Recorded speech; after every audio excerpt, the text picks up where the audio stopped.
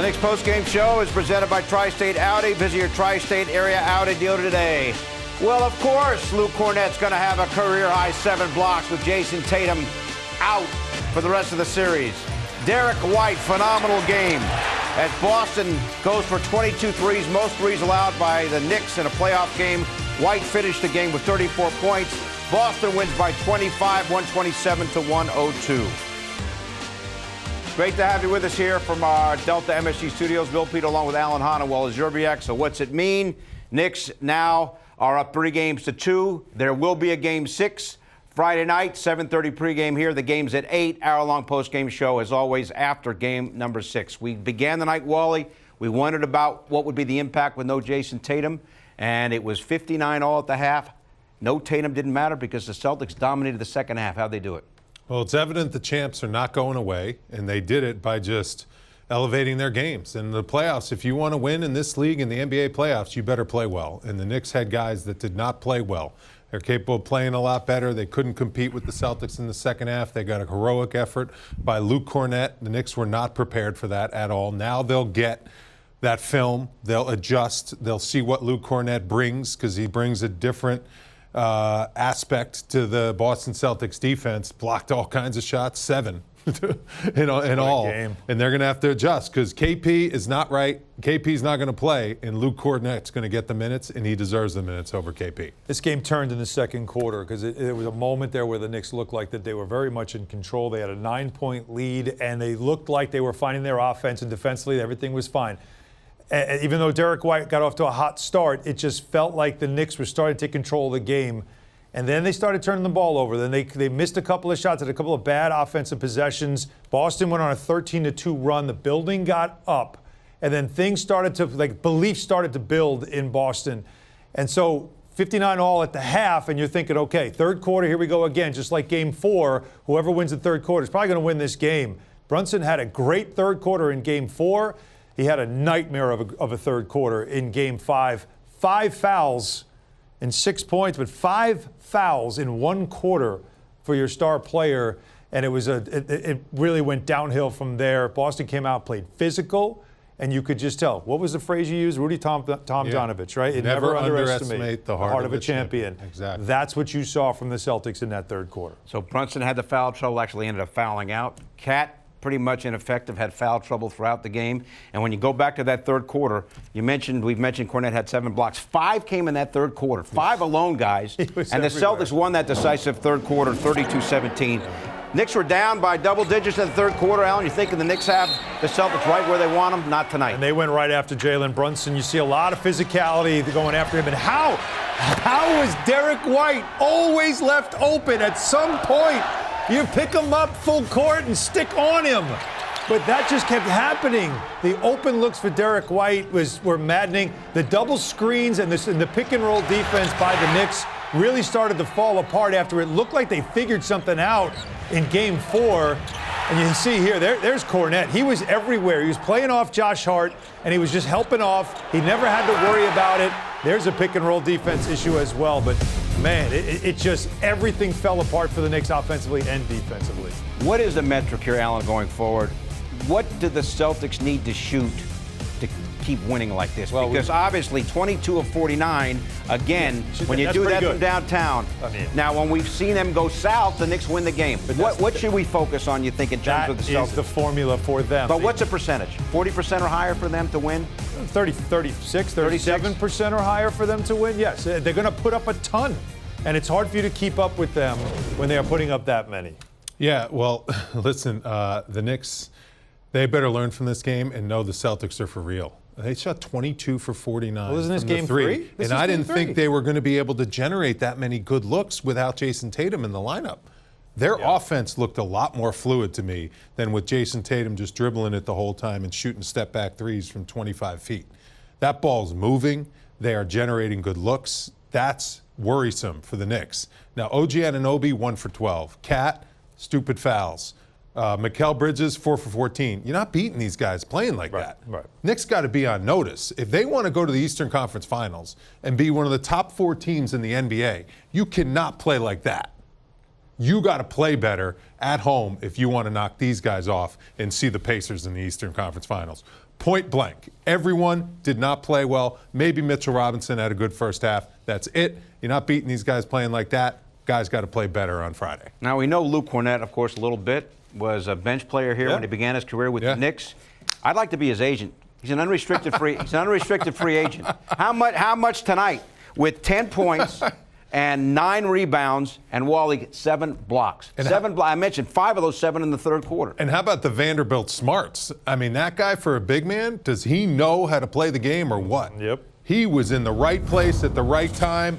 If there was a mismatch underneath and Cat had a layup, he came out and just swept it away. Look at this, smarts, just guarding Josh Hart. He was able to kind of cheat off him a little bit, use his size, not commit fouls. I mean, just a brilliant performance. And he is a lot more athletic than I remember him coming out of college. He moves better than KP. Yes, he's put in the work to improve his athleticism. And with that kind of size and length, he has long arms. He is using it.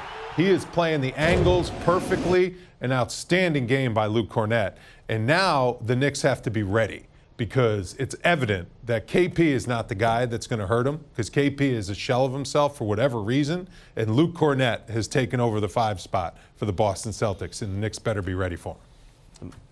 Amazing. I mean, it's just, again, what you look for in these games that you're trying to You're not survive. looking for Luke Kornet to do that, I'll tell you. But if you're But that's what happens in the playoffs. Yes. If you're Boston, especially at home, you know your main guys. Jalen Brown, he's got to show up. He did. Yep. Derrick By the White, way, Brown had a career high 12 assists. You talk about the ball moving, they really helped. Well, they ran a lot of those. The staggered double screen at the top of the key was giving the Knicks all kinds of fits, and that was really the beginning of it. But getting back to Kornet, it's when you are trying to survive, which is literally what the Celtics were doing. You're waiting for who is going to be the guy that you're not expecting, who's going to come up and have that big game, a big moment. Usually it's a guy off the bench who's ready.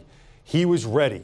And when he got into this game, he affected it immediately. And in that third quarter, when everything turned, it felt like he was everywhere, because he was sitting in the paint. The Knicks struggled with their shooting in the paint. They were at 34% paint shooting.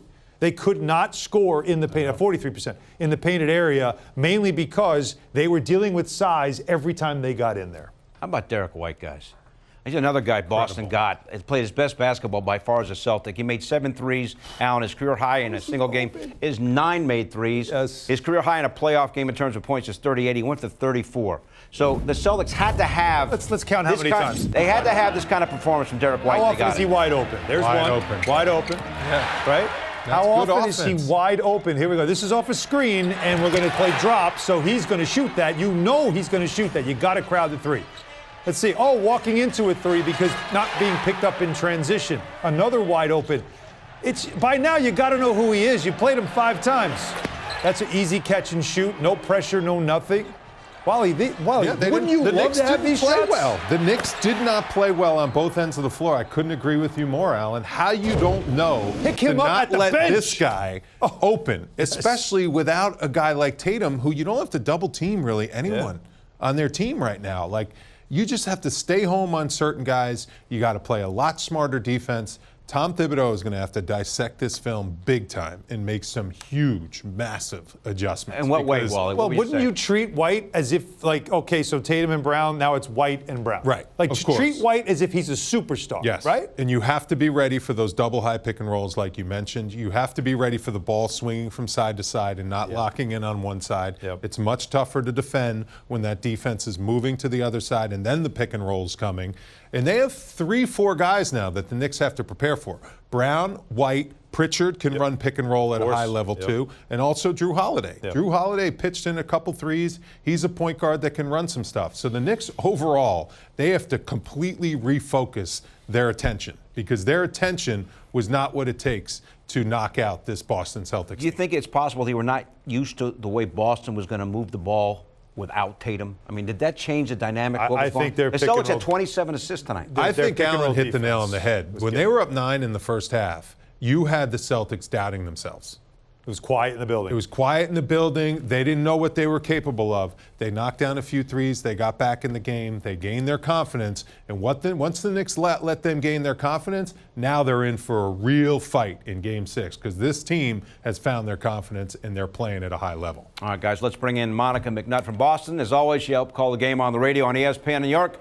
Monica, tie game at the half. What happened to the Knicks in the second half?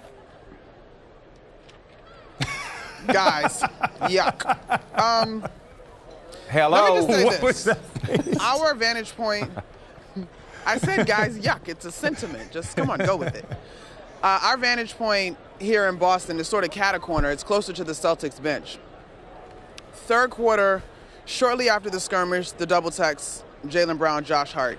You could see Jalen Brown standing up in the timeout, talking to his guys, and this is my best attempt at lip reading. The sentiment was, let's go, let's get this win. Don't let these guys win again on our home court.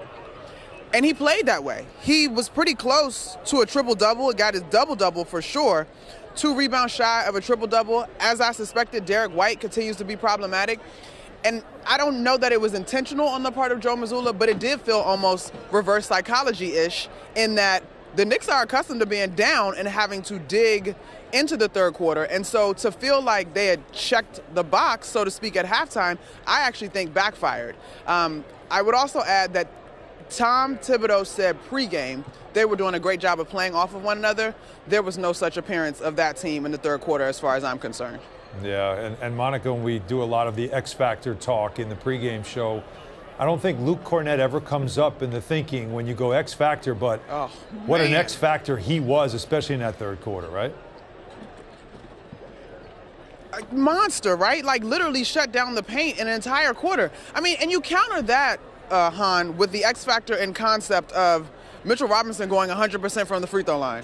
Yeah. Josh Hart knocking down, what did he hit, 5 threes? Like, there are X factors, if you will, on either side of the floor, but I just thought it's hard to manufacture a sense of urgency that doesn't apply. If someone says change your diet because this illness is going to kill you, it's different than lose weight so you can look cute for the summer. Like, it was hard to manufacture an urgency that did not apply in the case of the Knicks, and I think that snuck up and got them. Yeah, Monica, you look at the way the Knicks played. They played about as poorly as each individual could play and as they could as a team. Why do you think they showed up with this kind of effort in such a huge game? I don't know, Wally. That one really baffles me, and I'm disappointed because I think the one thing that we have watched this team do is learn from their missteps in real time. And I know that Game 3 was a game ago after a terrific and energized performance at the Garden in Game 4, but I thought the refrain of we have to create the right amount of urgency would hold a little bit more in this Game 5 closeout opportunity.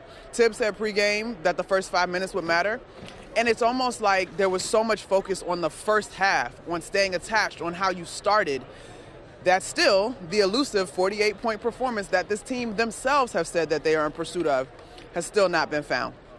All right, Monica, as always, great to talk to you. We'll talk to you Friday night, Game 6, Knicks back at home trying to close it out. I'd rather not be talking to you, but sounds good. Well, I always love to talk to you. We always love to talk to you.